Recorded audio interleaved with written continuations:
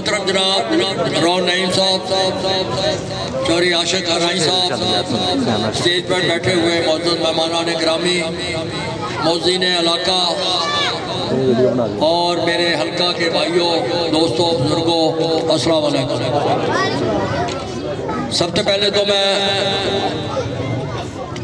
जितने भी दोस्त इत्थे तशरीफ लियाए ने इन्हां सारे भाइयों का खसूसी तौर पर शुक्रिया अदा करांगा अपनी तरफों, अपने दोस्तों की तरफों। तो दोस्तों गल कि इत्थे जिक्र होया उस्मान वड़ैच साहब का। उस्मान वड़ैच साहब तुहानूं पता मेरे नाल गोगो तो उम्मीदवार सन, उन्होंने कोई बिजनेस शुरू कर लिया, जापान चले गए।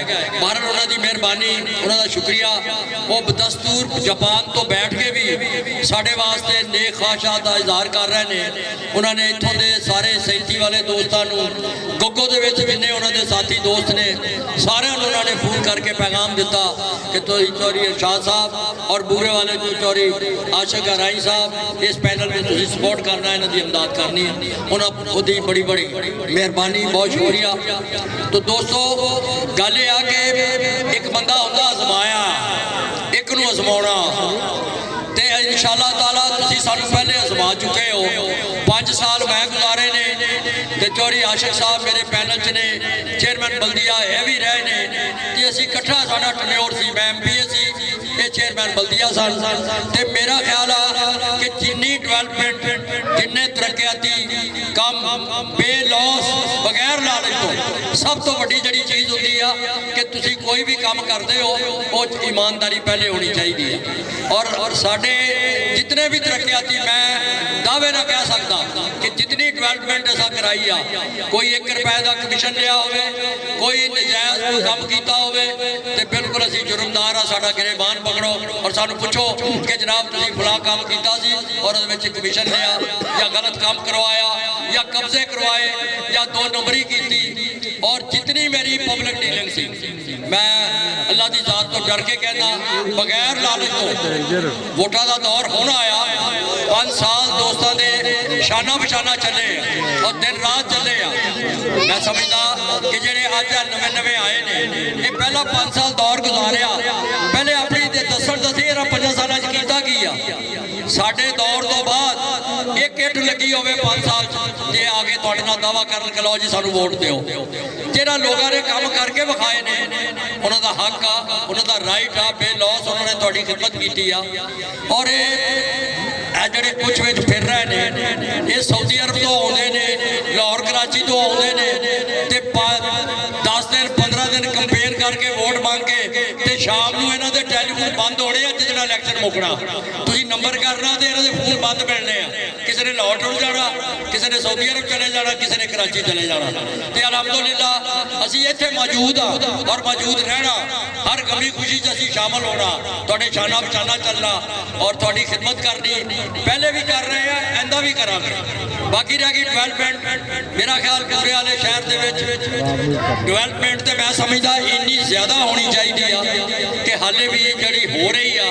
क्योंकि तुसीं वेखिया चौधरी आशिक साहब ने दसिया जिहड़ा एशियन डिवेलपमेंट बैंक का मनसूबा सी वो साडे दौर च आया सी।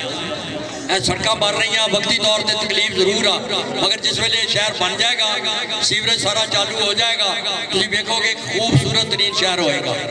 और इंशाअल्लाह ताला अगर अल्लाह ताला ने मौका दिता तो असीं ये भी कोशिश करांगे कि इस पूरे वाले शहर जिले का दर्जा दिता जाए।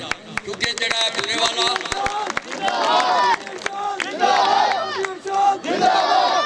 तहसील बूरे वाला जड़ा ना, ये विहाड़ी तहसील और मैलसी तहसील नालों बहुत बड़ी तहसील है। और साडा राइट आ कि जदों भी असी नुमाइंदियां दा हक आ कि असी कोशिश करिए इसनूं सब तो पहले जिले का दर्जा दिलाया जाए। और बाकी जिहड़े मनसूबे ने, क्योंकि हुण मैं मरकज च लड़ रहा, सूबे के मनसूबे तो मैं बड़े किए ने, डबल 1 डबल 2 बनाया, दिल दा वार्ड बनाया, स्पैशल एजुकेशन का स्कूल बनाया, नहर थोड़ी दे उत्तों जिहड़ी रोड लुडर रोड तक जाके ये मनसूबा मुकम्मल किया।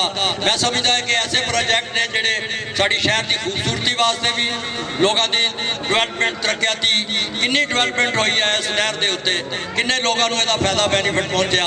तो मैं समझदा ऐसे मनसूबे ऐसे काम करने चाहिए जिहड़े पब्लिक के मंशा के मुताबिक होण। तो मैं भाइयों एक गुजारिश कराँगा, अगर मौका दिता अल्लाह ताला ने इज्जत दी, तुसा भाइयों ने मौका दिता, तो फिर जेडे मरकज़ के मनसूबे आ जेडे कि उस वेले सूबे च रह के नहीं करा सकते जी, मगर मैं बतौर MPA तुहानू याद होएगा मेरा ख्याल हज़ारों की तादाद सूई गैस के कनैक्शन जेडे मीटर मैं लवाए, हालांकि मैं MPA सी, ये MNA का काम सीगा, मगर अगर अल्लाह ने मौका दिता साडे इत्थे वापड़ा का बड़ा काम होने वाला, साडे ट्रांसफार्मर जेडे ने ओवरलोड ने, इन्हां दी अपग्रेडेशन होनी चाहिए और सूई गैस के जेडे मनसूबे बकाया रहिंदे ने वो मुकम्मल होने चाहिए और इंशाअल्लाह ताला ये सारे काम तां करांगे जदों तुसीं सानू अल्लाह की तरफों और तुहाडी तरफों ताकत मिलेगी, फिर इंशाअल्लाह ताला तुहाडे सारे मनसूबे मुकम्मल करांगे। तो मैं भाइयों को गुजारिश करांगा कि साडा निशान सारे दोस्तों को पता है, साडा पैनल है और इस पैनल नू हुक्के का निशान है। 8 तारीख का दिन 8 फरवरी नू तुसीं सारे भरा हुक्के के निशान को कामयाब करो और इंशाअल्लाह ताला ये जिहड़ी कामयाबी होएगी तुहाडे सारे बुजुर्गों की, भाइयों की, दोस्तों की कामयाबी होएगी।